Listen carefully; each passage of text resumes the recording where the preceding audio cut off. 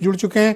वीरेंद्र जी, आज संक्षेप में आपसे जानना चाहेंगे कि आपने जब ये खबर सुनी, दुनिया ने ये खबर सुनी कि एक देश को राष्ट्रपति को अमेरिकन फोर्सेज उसके घर से उसकी बीवी के साथ उठा ले गई, आप कितना हैरान हुए?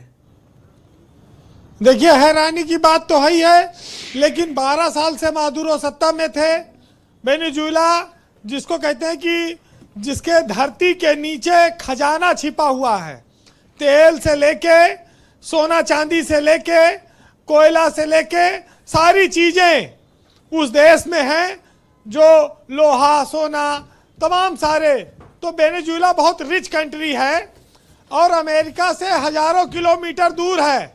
उसके बावजूद वहां के राष्ट्रपति को गिरफ्तार कर लिया और ये बात आई है कि वहां पर पहले से अमेरिकी फोर्सेस काम कर रही थी, जिन्होंने गिरफ्तारी को आसान बनाया है, अन्यथा इतनी आसानी से गिरफ्तारी नहीं हो सकती थी।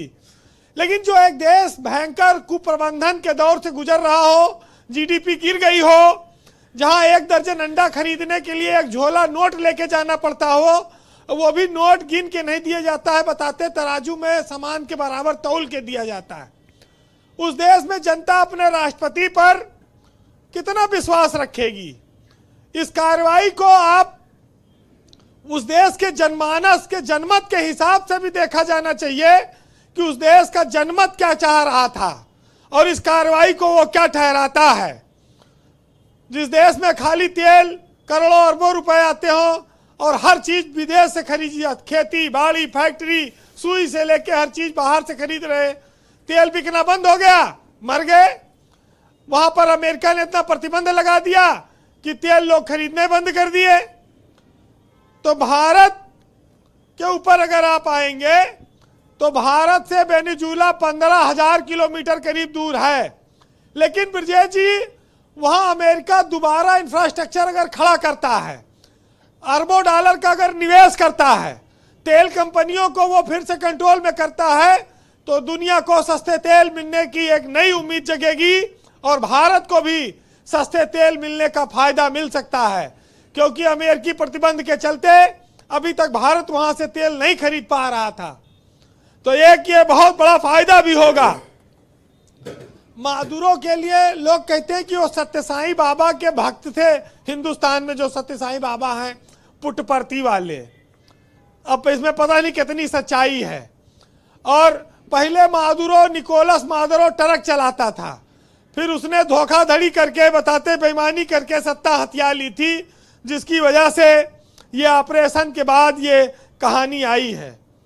ब्रजेश जी, जो देश दुनिया के चुप हैं उनके बारे में एक राय आ जाई है कि चीन जो है वो ताइवान को ले ले और रूस यूक्रेन को ले ले और अमेरिका वेनेजुएला को ले ले, कोई किसी के लेने कुछ न बोले, सब अपन अपन काम बना ले। अरे हम भी ले ले पाकिस्तान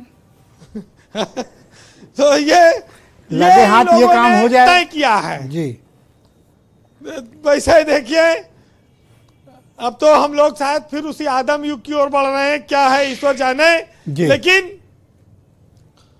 जिस देश में गुंडागर्दी का तानाशाही का उपचार नहीं होगा, उस देश में ऐसी घटनाओं पर अफसोस क्या करना।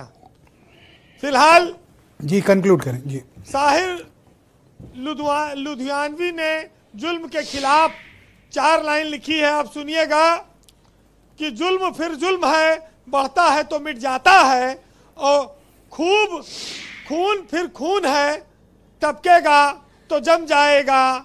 हम अब्र चाहते हैं मगर जुल्म के खिलाफ, गर जंग लाजिम है तो जंग होनी चाहिए। बहुत शुक्रिया वीरेंद्र जी, आपका बहुत धन्यवाद ग्राउंड जीरो से अपने फीडबैक, ओपिनियन और ऑब्जर्वेशंस को हम तक पहुंचाने के लिए। बहनों भाइयों, क्विक राउंड है, इसमें सभी प्रवक्ताओं को 1-1 मिनट का वक्त होगा जिसमें अपनी बात कहनी होगी। मैं सबसे पहले बीजेपी के प्रवक्ता